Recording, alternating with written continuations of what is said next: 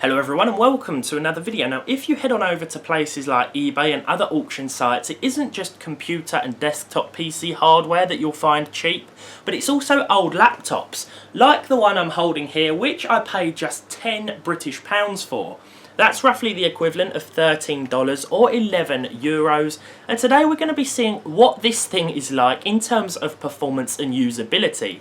Now I actually bought this thing after I made an offer. It was originally up for $15 because it was spares or repair, meaning that it didn't come with a hard drive.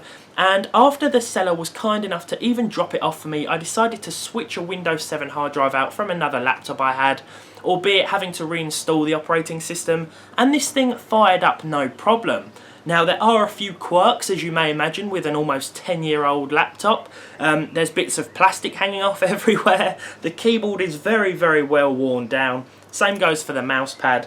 And it's just a very heavy, clunky, loud old device. Aside from that, the screen actually works pretty well 90% of the time. So spec-wise, we've got an Athlon TK53 1.7GHz processor, 2GB of RAM, and Nvidia 7000M series graphics, which I can only imagine aren't too capable in this day and age. But what's it like to use an old laptop like this on a daily basis? Well, today we're going to be finding out. So let's get straight into it now and start with some basic usage. So we fired up Firefox first of all because Internet Explorer wasn't cooperating in its usual fashion. We decided to head on over to YouTube, fire up my YouTube page and try and stream full HD video on this thing to see how well it would handle it. Now we did test out a couple of other web browsers, the aforementioned Internet Explorer and Google Chrome, and the results were pretty similar throughout in that 1080p or even 720p video streaming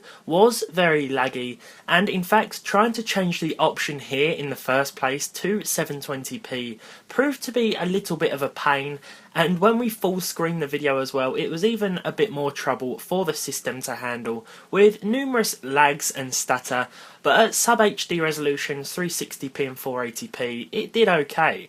As for general web browsing, it seemed laggy at first, but once the pages had all loaded up, browsing was a pretty flawless experience. Now before we got on to testing out a few games, we decided to run Cinebench, which would test the CPU's capability. Here are a few sample scores that this thing is up against, although I'm sure we'll get nowhere near those. So let's actually see how our system performed. Are you ready? We got 62. Not the best result in the world, but this was in the multi-core test as well. I didn't bother running the single-core test because this one, as it was, took half an hour. So here we are in the games, and we started off with Far Cry 1 at 800 by 600 at the lowest settings to achieve 35 FPS. The minimum dropped all the way down to 18 there, which was hardly a respectable result, but with that average FPS there at 35, it really wasn't too bad overall, and I could happily play this game on this system, albeit with the slightly reduced resolution. Next up we have San Andreas, which released on PC in 2005 at 640 by 480 resolution here, with the lowest settings but max view distance. We hit 30 FPS on average, but that minimum did drop down to 15 on one or more occasions. Overall though, a pretty decent experience with this game, considering the hardware of course. Finally we tested out Portal, the newest in the three titles, yet it performed the best out of all of them, with an average of 50 FPS and a minimum of 11.